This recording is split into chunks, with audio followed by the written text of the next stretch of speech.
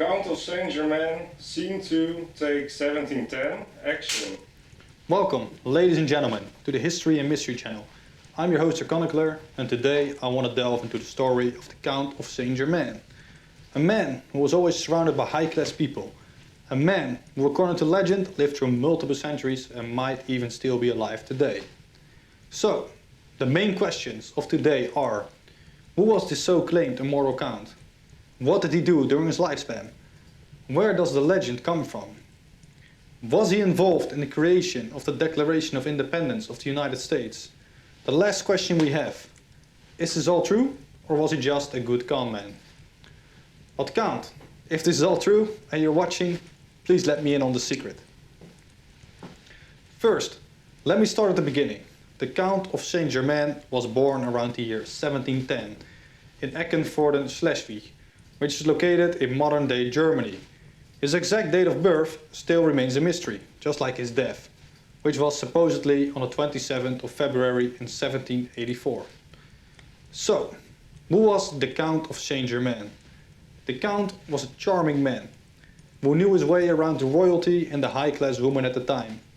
And even though he was a celibate, he even impressed Casanova when it came to his charm around the opposite sex. Besides the fact that he had a smooth tongue, he also had a talent when it came to playing music instruments. Casanova even claimed that the way that he could play the violin was on the same level as history's greatest players. While being a charming man and a top-notch musician was not his only talent, and also not the only reason why he became such a well-known man. The Count has a legend that's defining his legacy. That legend tells us that he discovered the secret of transmutation, which meant that he, just like our old friend Nicholas Flamel, achieved the ability to turn base metals into gold and make himself immortal. So, you might wonder, where do all these stories about him being an immortal come from, and how did these rumors start to spread? Well, these rumors have a foundation in his life course. It didn't just came out of thin air. It all started when the Count managed to get himself at the table of the royalties.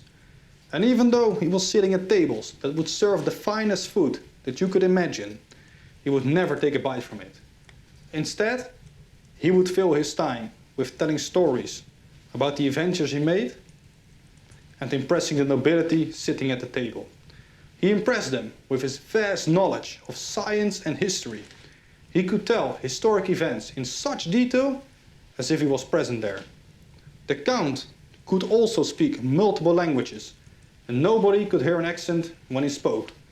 Some of the languages that he could speak were French, German, Portuguese, Spanish, Russian, English, Polish, Latin, Chinese, Ancient Greek, Arabic, Sanskrit, and he could even speak my native tongue of Dutch. My God, the Count must have been a really busy man. So besides learning languages, what else did he do?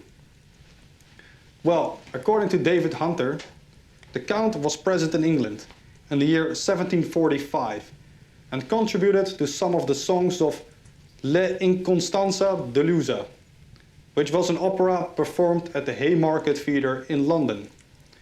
Which is something that strengthens the claims of Casanova when he said that the Count belonged to the greatest musician players of history.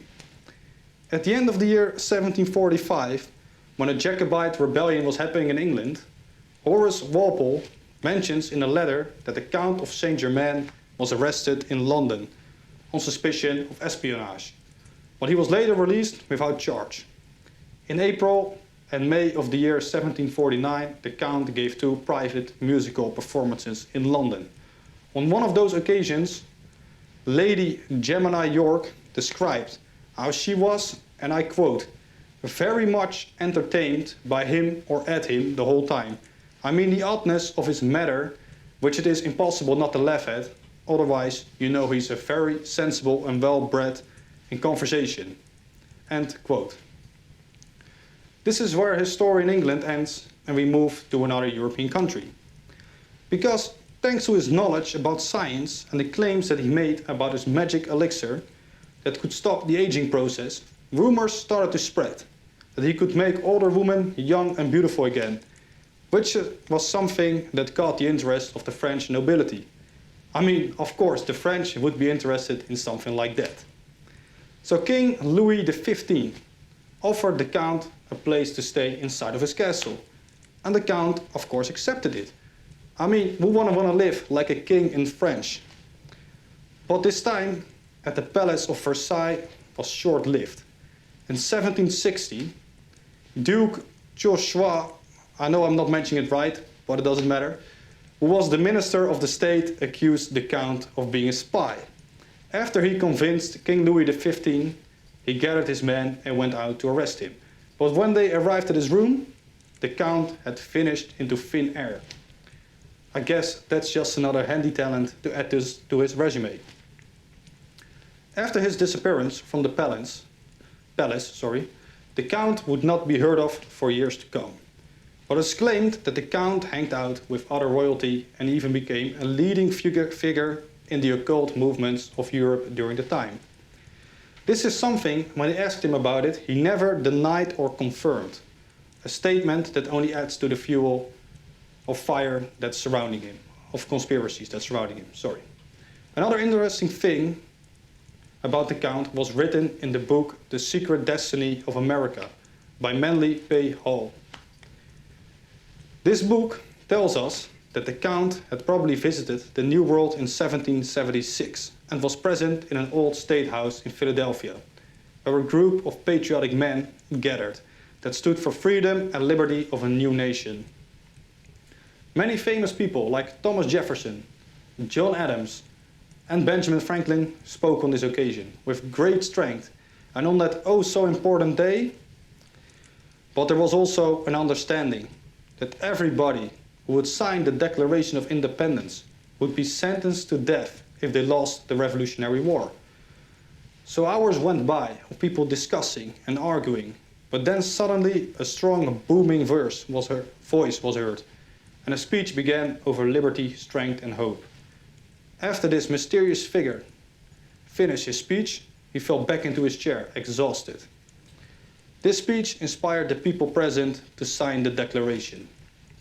But when the delegates wanted to express their gratitude for his speech, the man had disappeared again into thin air. It is said that in esoteric circles, rumors started to spread that this spokesperson was the Count of Saint Germain, that he was a member of a secret society that had an interest in the destiny of America.